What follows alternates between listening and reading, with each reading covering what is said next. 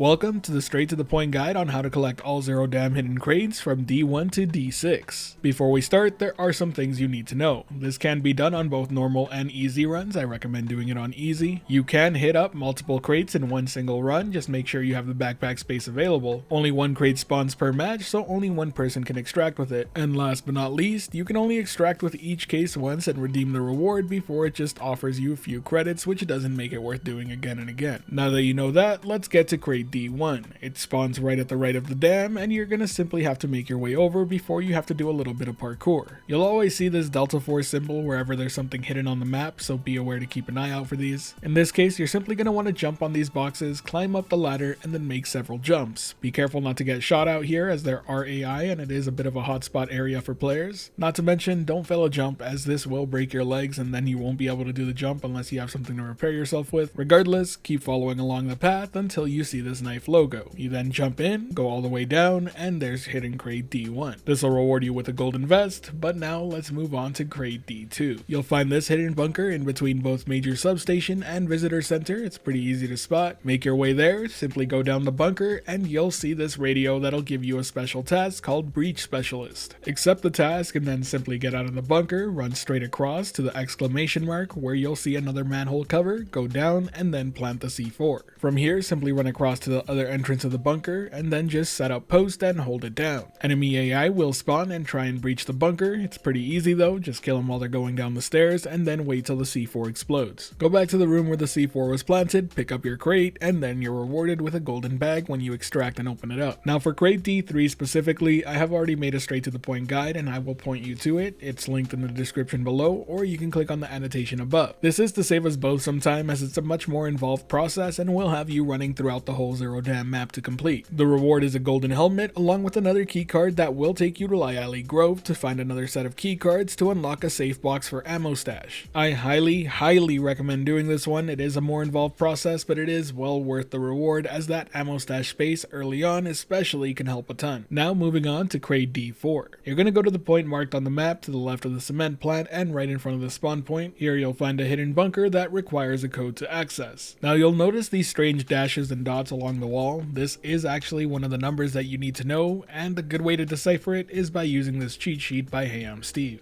It does seem that Delta Force at least tries to mimic the shape of the number to give you an easier time, but in this case it was 3. That's the first number we need, but to find the second, third, and fourth, you're gonna have to follow along this path. Eventually, after running all the way through the tunnel, be careful with the AI and other players, you'll see a second number on the second pillar at the very end. In this case, I had another number 3.